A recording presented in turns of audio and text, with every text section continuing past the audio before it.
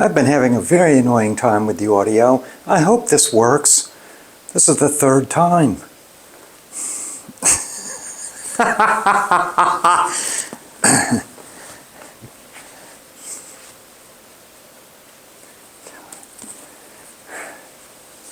You know, back when I was in high school, I prided myself on understanding tech. Now I'm just plain sick of it.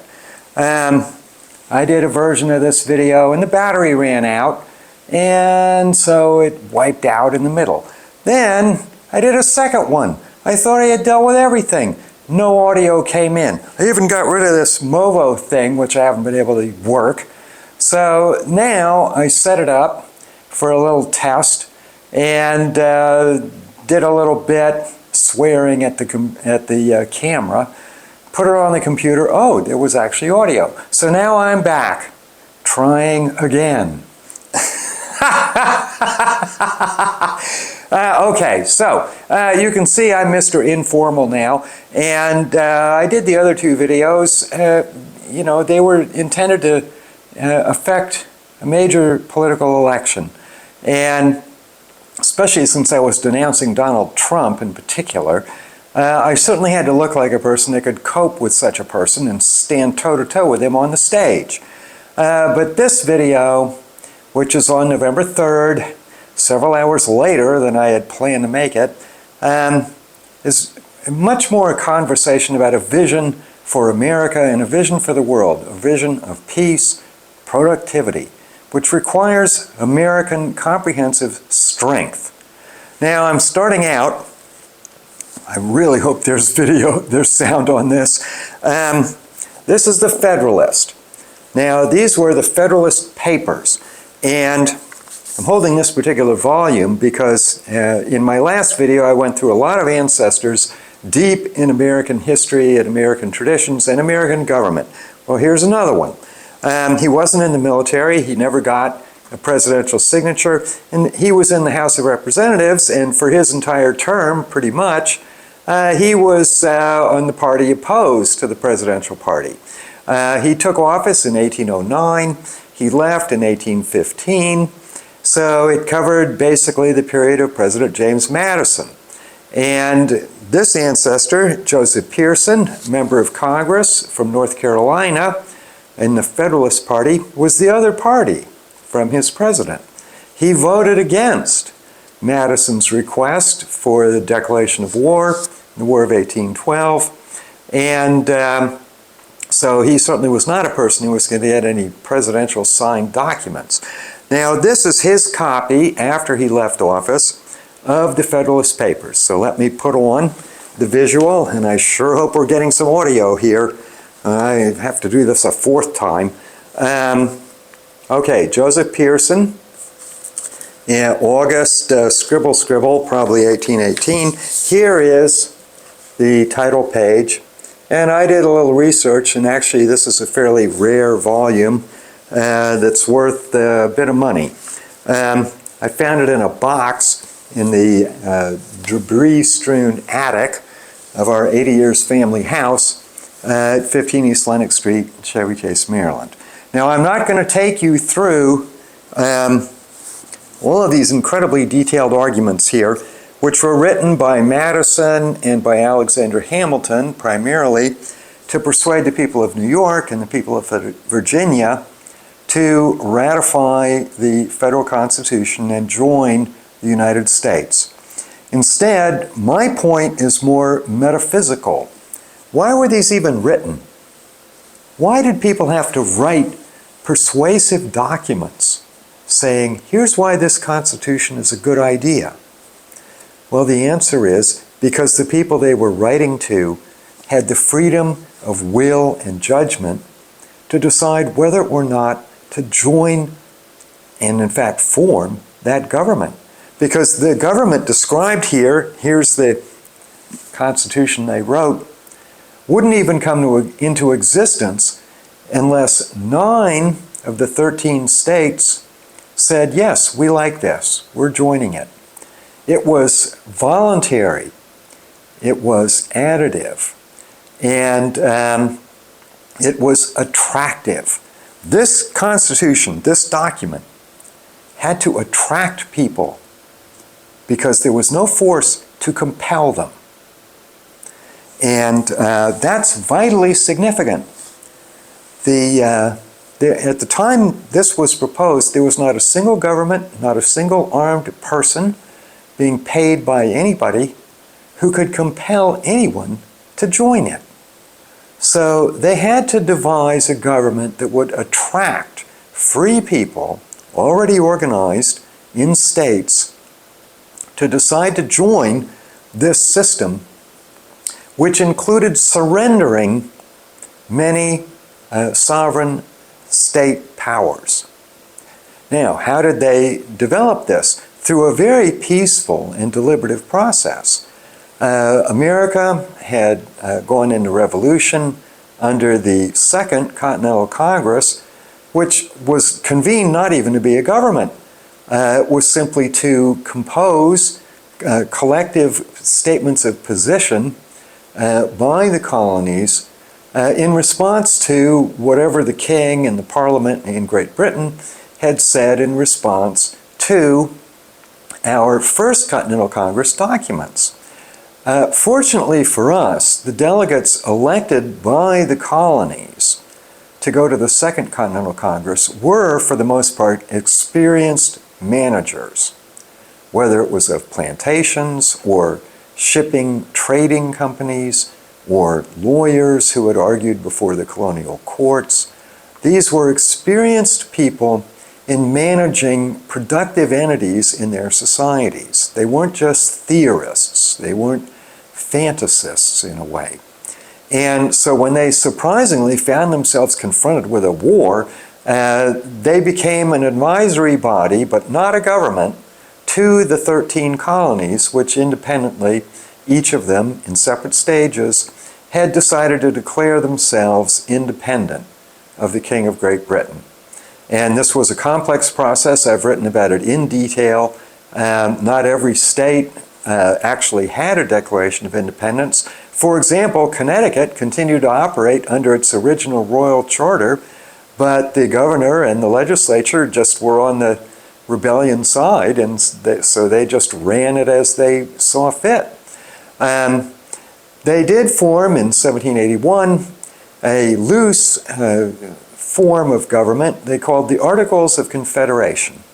They converted the Continental Congress into the Congress of the Confederation, but these articles gave up virtually no powers from the individual states to the central government. And yes, we won independence under that system. In 1783, the peace treaty was signed. It wasn't ratified till 1784. And then the colonies promptly found this loose system really doesn't work. It wasn't strong enough to organize the economies of the continent, because it was really a cohesive continent, but it was divided up into these separate legal entities. And so various well-meaning, well-educated persons thought, well, how should we amend the Articles of Confederation? And that went on for a year or so, and finally they just said, this whole foundation of an Articles of Confederation just doesn't work at all. We are going to propose an entirely new form of unified government. And that's the United States, and that's this Constitution. And so no state existed to enforce it. It had to persuade the individual states. And this will become a very important point because it is in fundamental contradiction to every other government that existed in the world which used compulsion and conquest, including the British government. Now, shortly after the 13 colonies formed, 3 more states came in, Vermont, Kentucky, and Tennessee, but each of them earlier had been parts of different colonies, and so they were fundamentally American colonies from the beginning. And I've analyzed the process by which each became a state. And then, of course, there was Texas. They came in as an independent state. And you could say, well, there's an example of a completely independent state deciding to join the United States, except it really wasn't, because the territory of Texas had been part of Mexico. Lots and lots of Americans had been flooding in.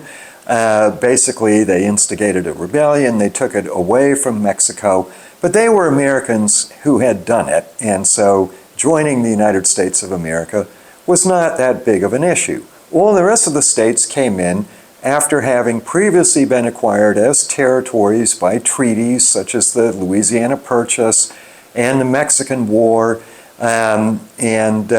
so they became territories. They never were independent states. They went from territory to state of the United States.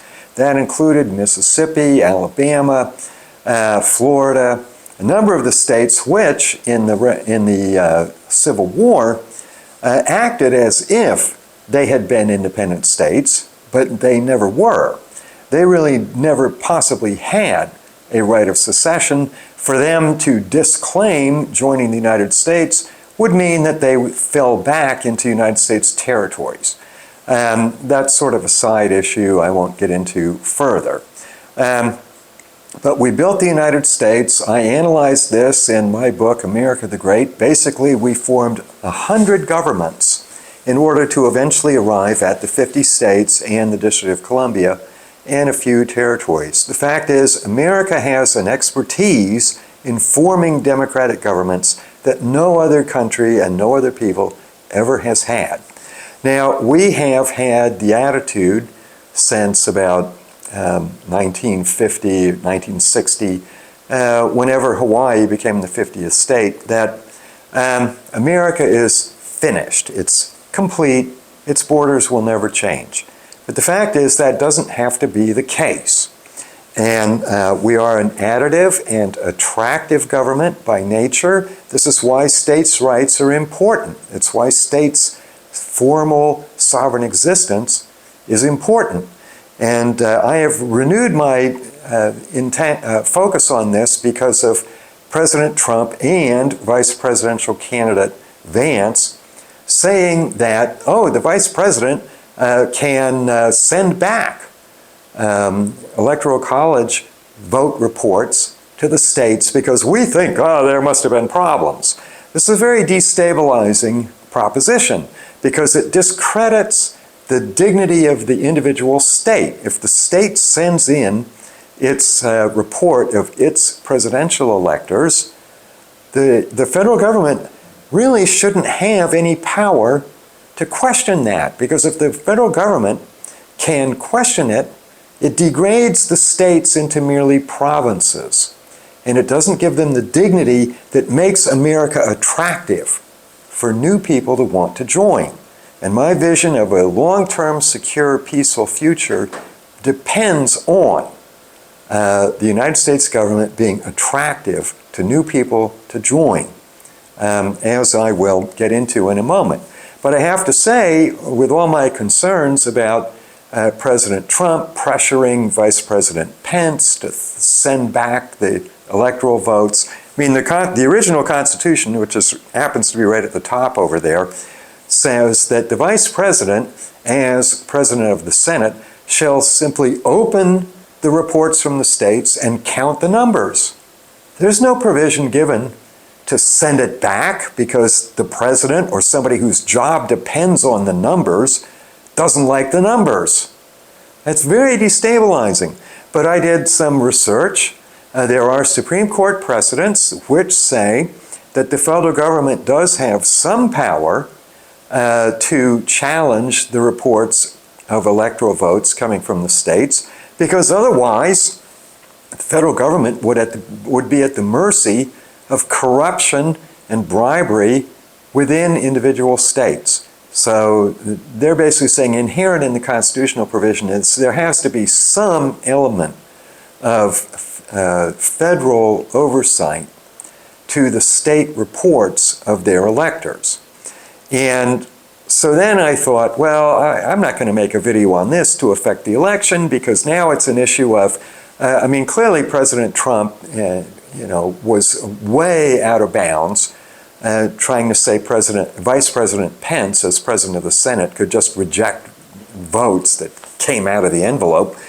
But perhaps the Congress could adopt a statute which provides for a quick system, and it has to be quick when you're dealing with a presidential election, for dealing with federal concerns about corruption in particular states.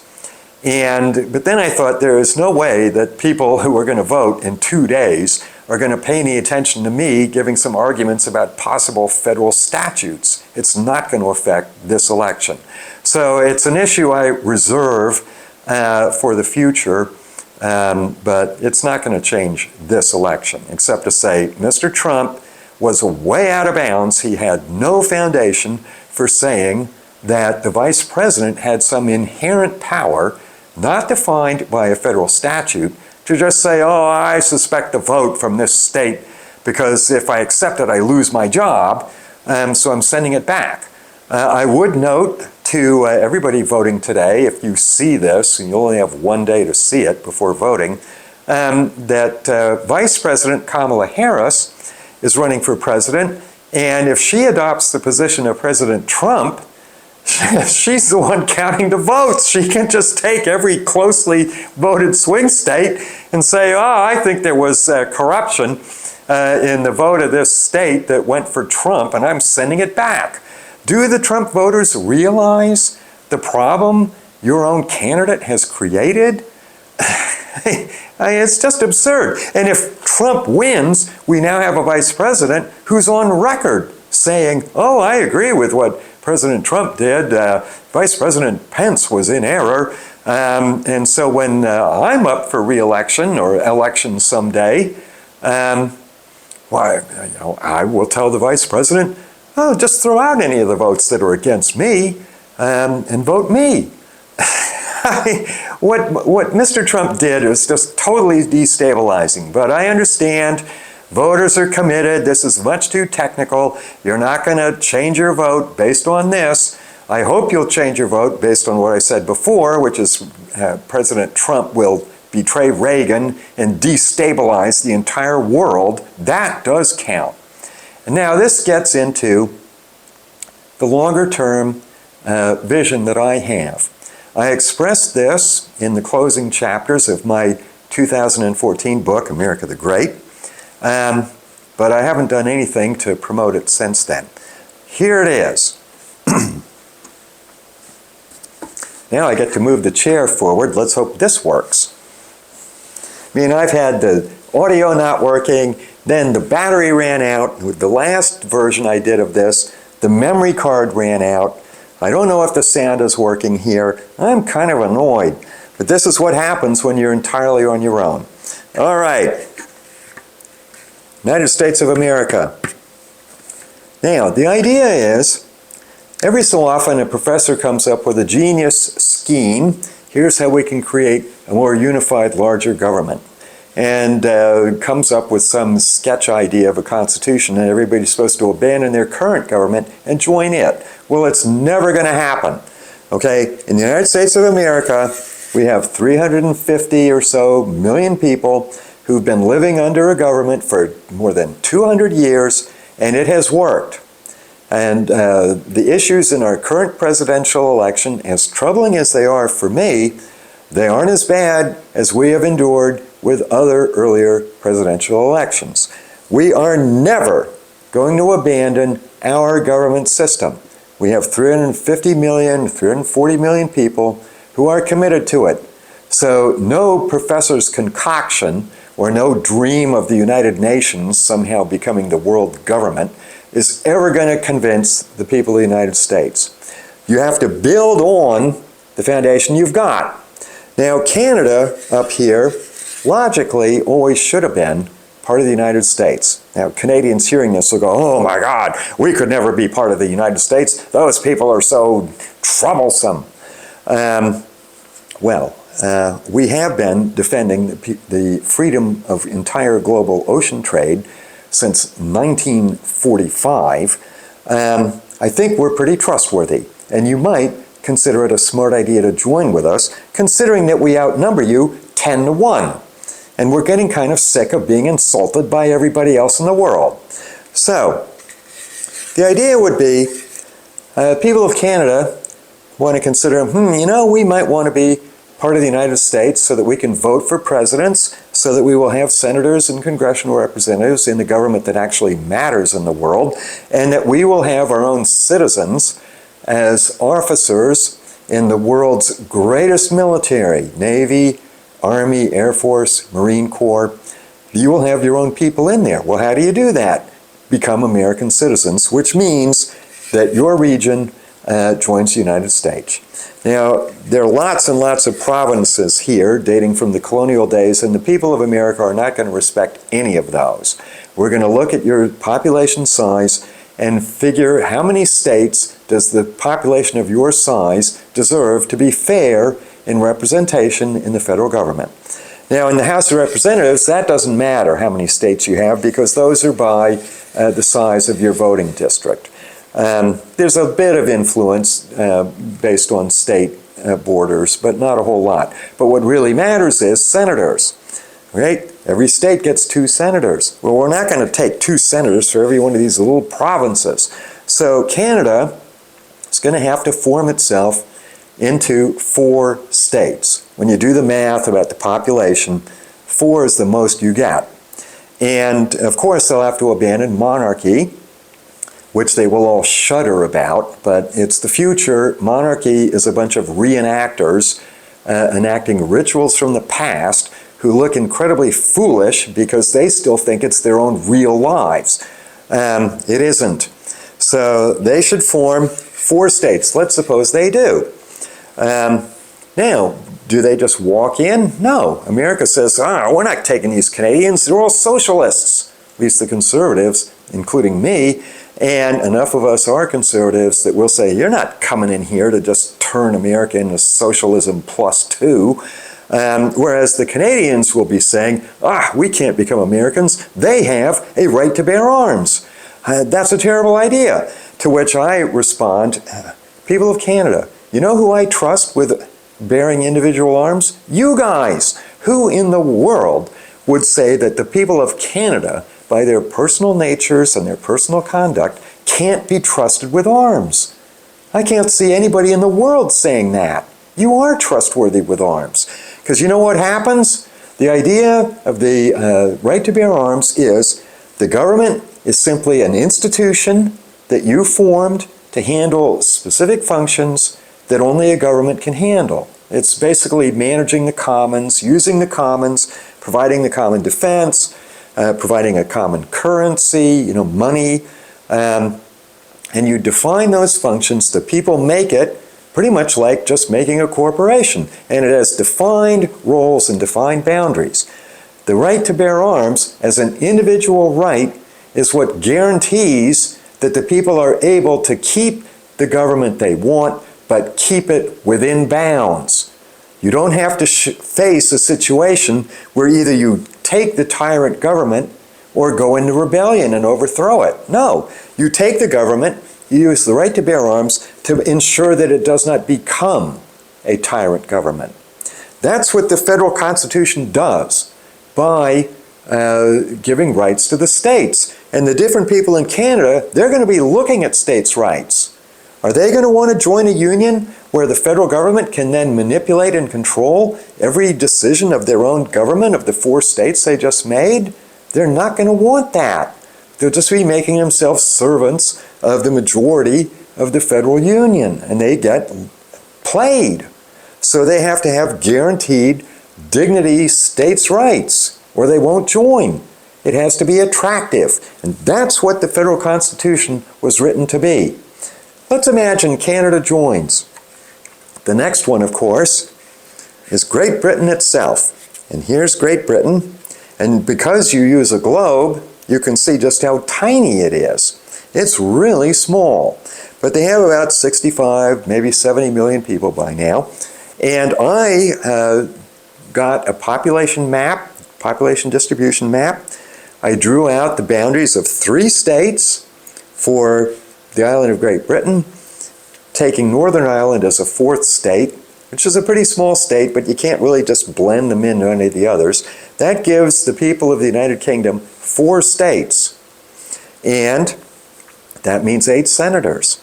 if they can give up royalty, which they should because it's a reenactor, ancient world relic that has no bearing in the modern world, and beyond that, treats individuals as property of the sovereign, which is not what our conception has ever been. The people are the sovereign. The people have individual rights. The people are not property of the government. They are not commandable by the government. Those are terms in the royal government. And through the history of this, from 1914 or even earlier, state after state after state after state in Europe that used to be monarchical overturned it, rejected it. There is no reason for the people of the United Kingdom to stick with that. Now, what practical benefit is there? I did a lot of research on this. The United Kingdom is an island. Practically everything it needs comes over the ocean, and that includes farming. As the British will say, oh, we do a lot of farming, we're very good at food supply. Well, the problem is, to grow crops, you need fertilizer. To have fertilizer, you need a mineral called phosphates, and Britain doesn't have any phosphates. All the phosphates that Great Britain gets are brought to Britain over the ocean. So not even British farming can survive if the ocean is closed to Britain. So who keeps the ocean open? Ever since 1942, it has been us, United States. We have kept the oceans open for the supply of Britain for 82 years. The smart move for Britain is to do what is necessary to absolutely cement that commitment forever. You don't rely on treaties, you don't rely on the passing whims of presidents like Trump who are perfectly willing to abandon you, which he is, because he has no conception of statesmanship. He only thinks like a businessman, doing a deal with a corporation. He doesn't have the scope of mind that is necessary. So, but we might get somebody like that who says, abandon Britain, forget him, we're sick of it. So, how do you avoid that? Well, if you're part of the United States and you're actually voting for president and voting for senators, you have senators right in Washington, representatives right in Washington saying, don't abandon us, we're part of you, you are protected. So, also, if you join the United States, your own citizens, used to be called subjects, even the issue of transforming subjects into citizens is an immensely complicated issue for the British. They can go to the United States Naval Academy, they can go to the United States Military Academy, they can go to the Air Force Academy, and they become officers in the military that controls this ocean. The only way they can do that is to be part of the United States. And if they do that, this whole area here becomes our lake, and it secures the defense, the supply, the food of Britain.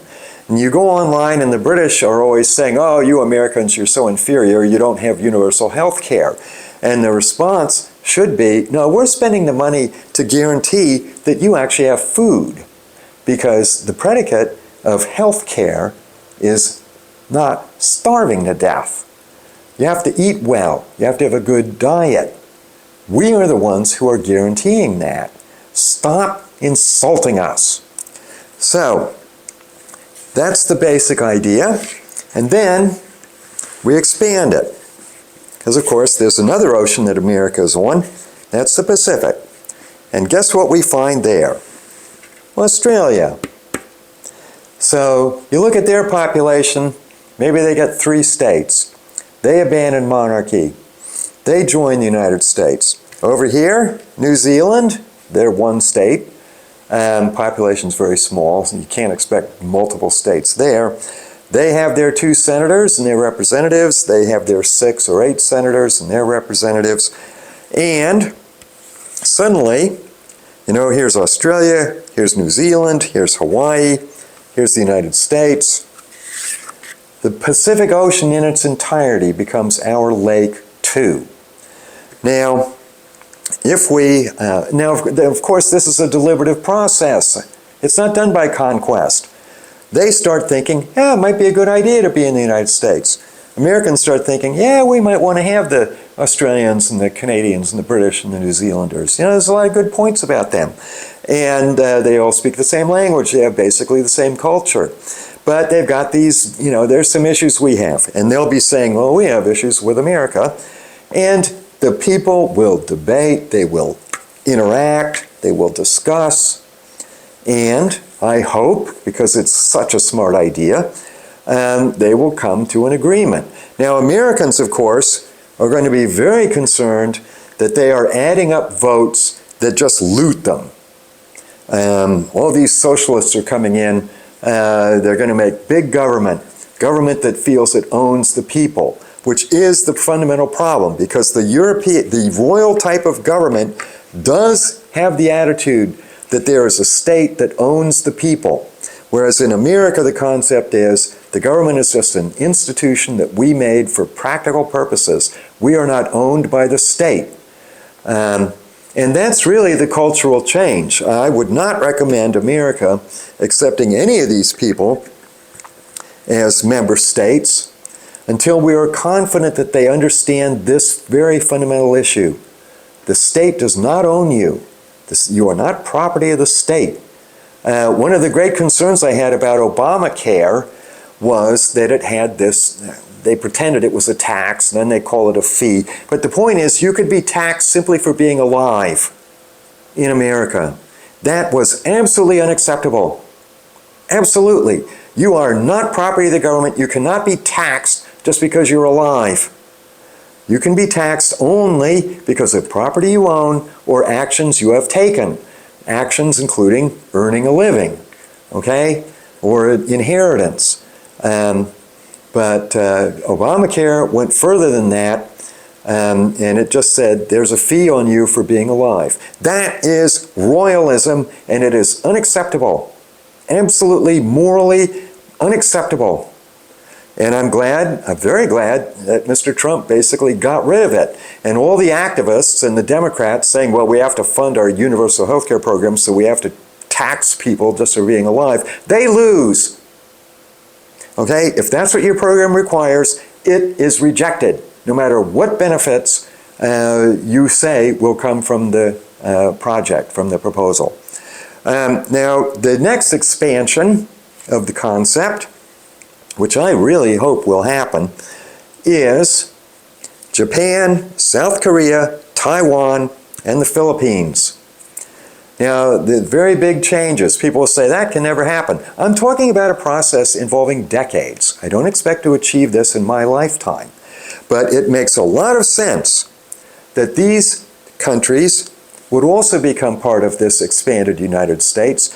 It will make the United States a multiracial country, and I wish I could recommend some states in Africa also as potential members, but frankly they are all just, they are nowhere close. Not a single one of them is close enough to being a developed, competent, reliable society that I could name any of them. That is an even greater long-term project, the improvement, the modernization of Africa by Africans. I would like to see inclusion, but that's at least 100 years away or more. I can't get into that. But these states, Japan especially, South Korea and Taiwan, these are very modern, normal, Western-style societies. There are, of course, enormous obstacles to them becoming states in the United States. And the number one obstacle is there can only be one language, and that language is English. And the reason, among many others, is the practical reason that a military must have one language. And this whole thing, we already have the most global dominating military ever, and we intend to keep that because it secures the peace of every nation in the world except the stupid opponents of us, such as Russia, China, and North Korea, the three idiots, the three stooges, except they aren't comedians. If these countries can come in, they would have to adopt English at least as the language of government, which would be a huge problem for them. But we cannot give way on this. They have to choose to do that. Also, of course, culturally, the Japanese society is hierarchical, it's very organized. Americans would find it very rigid, whereas the Japanese find American culture to be sloppy, disorganized, dirty, and who knows how long it might take for this culture and this culture to find enough unity that both of them could agree to be states in the same government. But it sure would be a good idea, because the Japanese are amazingly productive, they're very peaceful, they have really set an example for the human race in terms of transforming themselves. The South Koreans, the same way. And I think Taiwan, and of course the Philippines used to be an American territory until we gave them independence in 1946, as we had promised 10 years earlier in 1936. And despite the fact that the Japanese had taken over the place for 3 years, 42, 43, 44, and 3.5 years, 45.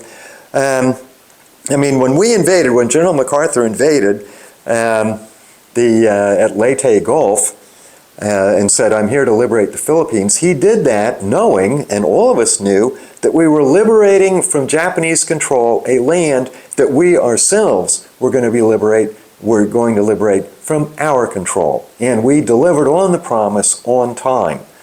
And when in 1991 or whenever it was, with Mount Pinatubo volcano covered our Clark Air Base in ashes, and when the Philippine government said, "Americans, get out of Subic Bay," we did.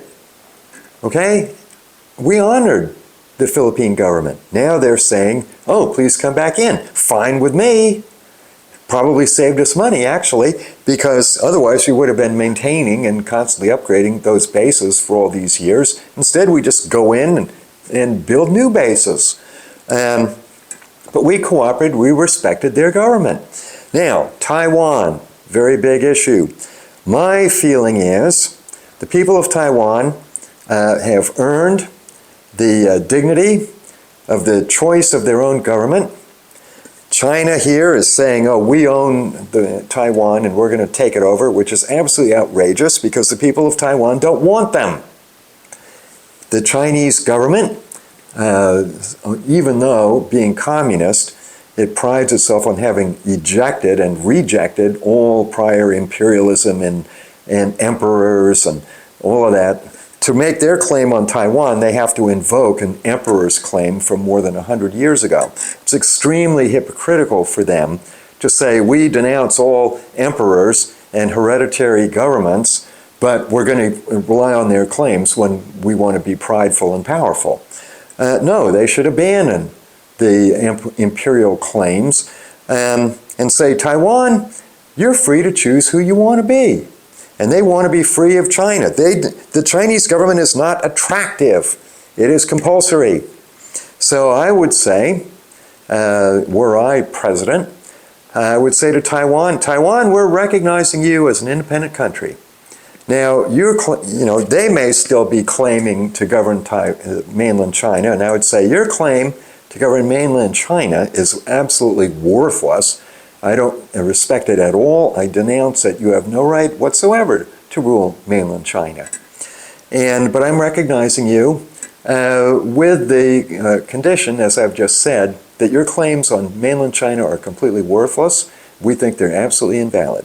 Then China, of course, would rise up in fury and say, "How dare you?"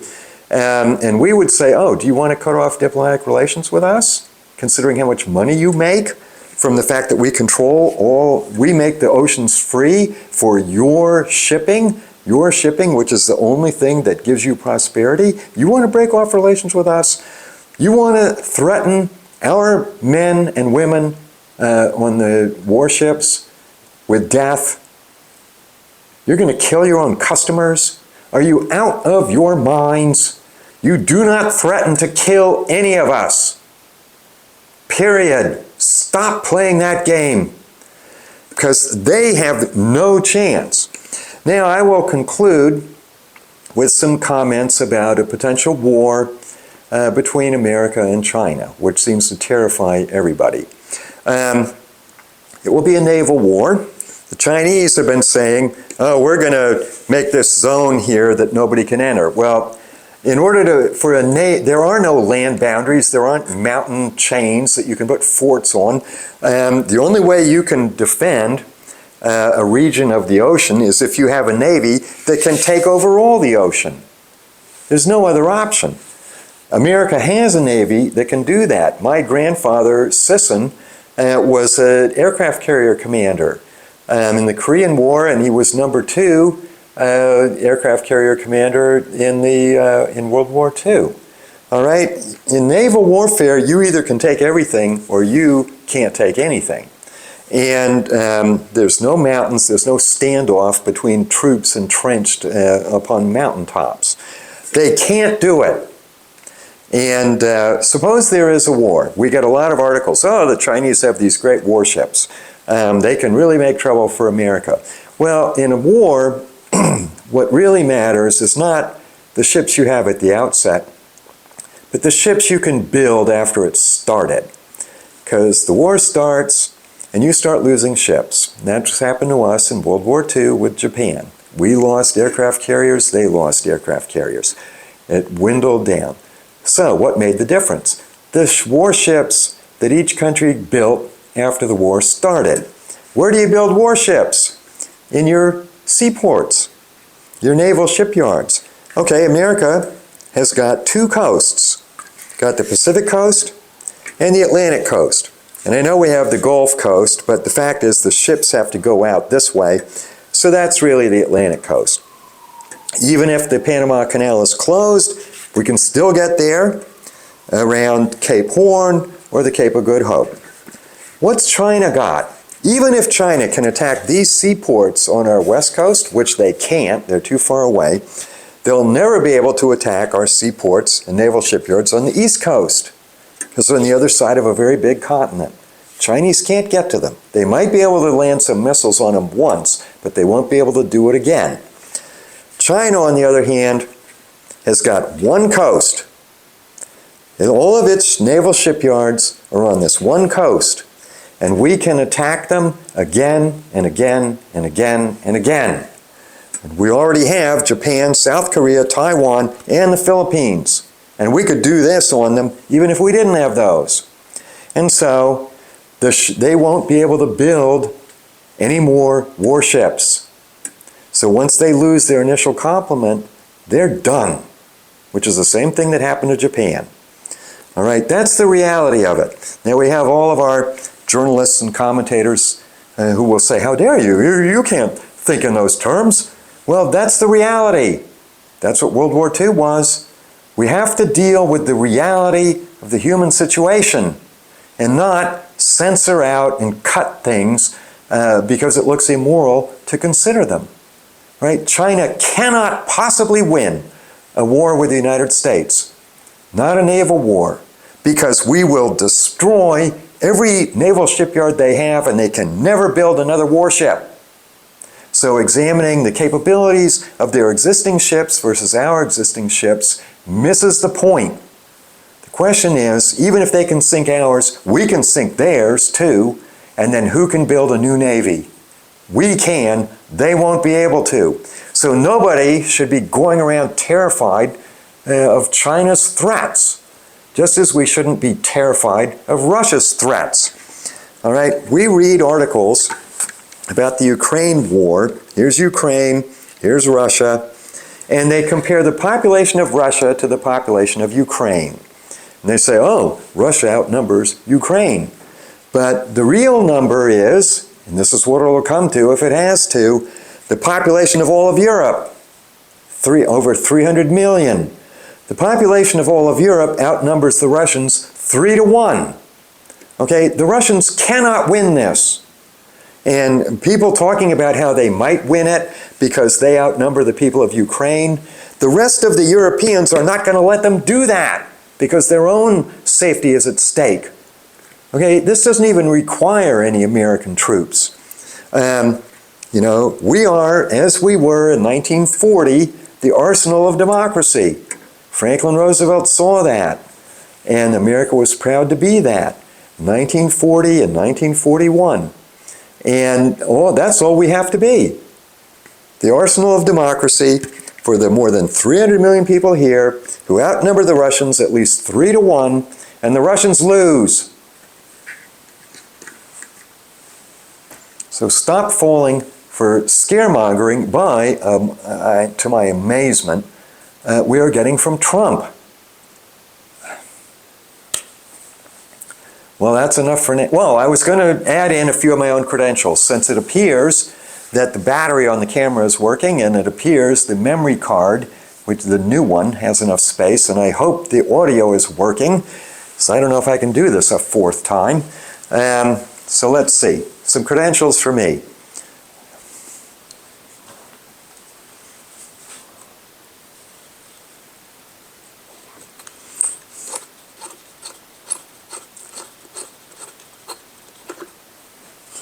Okay. Well, let me go right to the point. I am a graduate of MIT. I transferred from Pomona College, and hopefully the audio is still working. So that's my degree in architecture, and I was in a co-ed fraternity, which was rather rare in those days. That's me. And then I'm over here. And here's the transcript. Now, this is the version MIT gives to its inhabitants. It looks like a bunch of computer code. Each course had a number, and they just put the number on and so forth. And so I put on some annotations. And the bottom line is that of my MIT classes, my average was 4.7 out of 5.0 possible, because MIT has a 5-point grading scale. I have an A average. Now, you may be wondering, only a robot could read this, but when I applied to law school in 1988 or 1987, I requested a transcript, and MIT produced one that is readable by humans. So here is the same transcript, but put into human form, and I have the same annotations analyzing it, and there's the 4.7 out of 5.8 possible. So that's the transcript.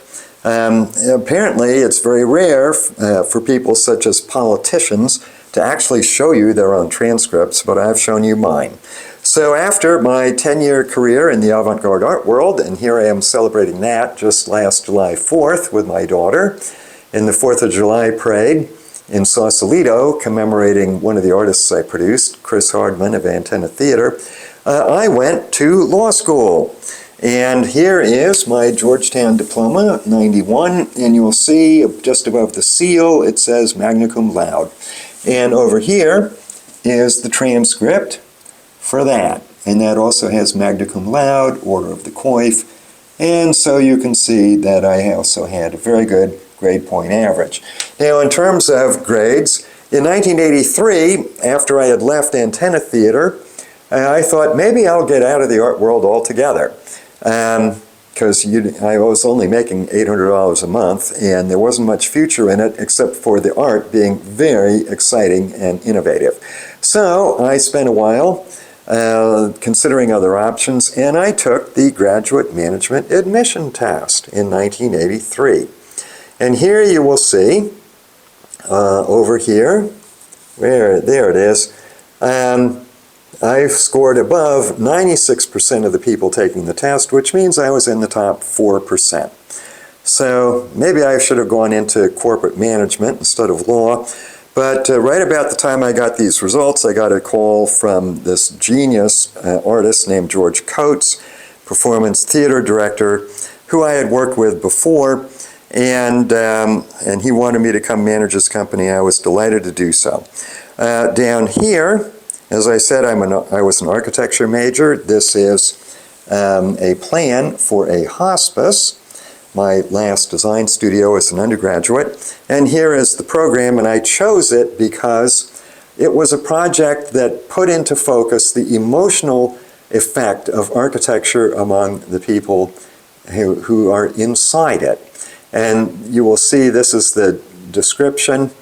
And a major issue brought out in the revolution of the 60s, the debate between artistic and human values. And that's why I wanted to do that project. So that pretty much covers those. I was showing you in the last video my connections, or my family's connections with the White House. I myself had one.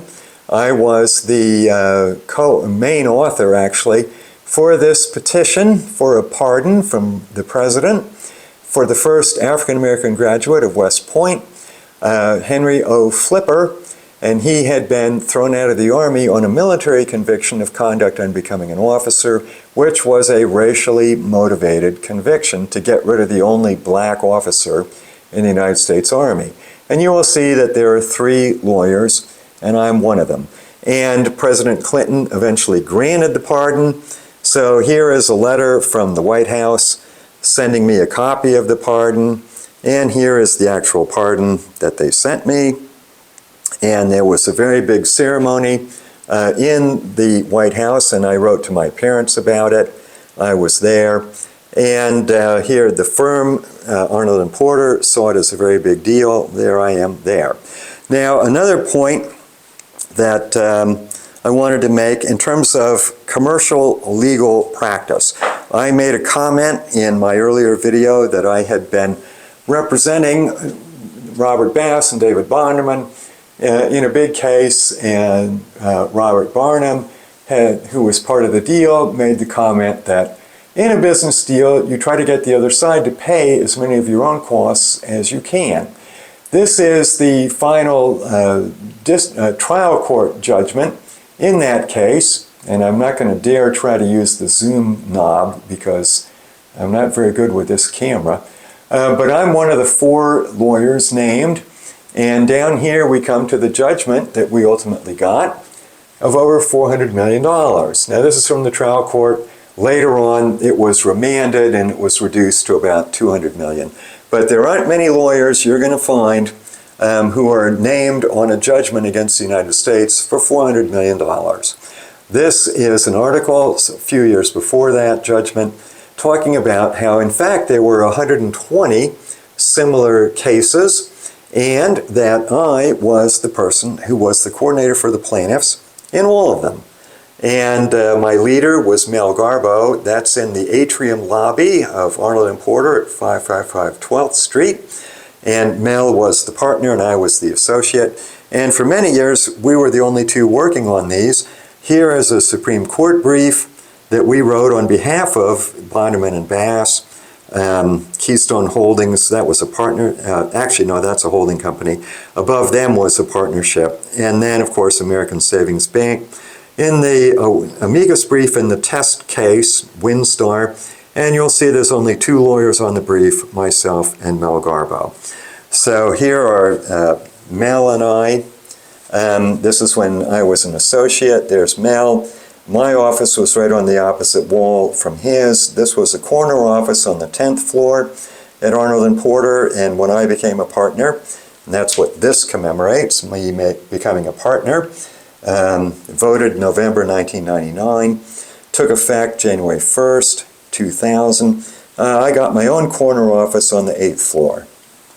So it's a little bit of credentials for me to talk about why the nature of a business person like Mr. Trump, how he thinks. I'll make a few comments on that in hopes that this video is actually working. There have been a lot of descriptions of Mr. Trump as being a fascist, being a dictator. None of them really ring true. I mean, he's very domineering and completely thoughtless about principles of statesmanship and government. But he has no political program. He's never set up, a black shirt militia the way Mussolini did, or a brown shirt, militia the way Hitler did. He's not doing the things that fascists or Nazis did because he has no political program. he's really just, a sort of a cutthroat corporate executive. As I said before, he doesn't look at how an opposite number of a country got their power, because in doing business deals, you don't look at how the executive of the other company got to be the executive of that company. As I said, I think I said before, regarding the wall, on the southern border, he wants Mexico to pay for it. Well, that's the kind of thing you do in a business deal. You just want the other side to pay as much of the costs, your costs, as you can get them to pay. There's no moral implication. But with governments and state boundaries, it's very significant. No American must ever ask any country to build anything to keep its people in. The whole point of America, we were all settled by immigrants who emigrated from other countries that they didn't like. Whether it was Britain or all the Italian immigrants or the Polish immigrants, the German immigrants. And our position has always been, since we decided to abandon and discard the British monarchy, that no government should try to imprison its own people. And that's what Mr. Trump's trying to do with Mexico. And we have an obligation to ourselves to protect our own border, and we pay for the cost of protecting ourselves. We don't ask somebody else to treat their own people as prisoners. And we certainly don't do, as Mr. Trump said, we don't condition our willingness to defend our allies' borders on getting another country to build a prison wall to keep its own prison in, its own people in. It's just such incompetent statesmanship. He just has no conception. Now, the other aspect of him, of course, is the television celebrity. So he gets the big crowds. He wants everybody cheering and yelling and so forth. So he has attributes of dictators, but he's not one. What we are seeing is a business executive who loves flattery, treating the Oval Office as a combination executive office in a company and a stage for television celebrity. And that's how he thinks. So I hope this video actually worked. I'll put it on the computer, and if it didn't, I may just give up. Bye.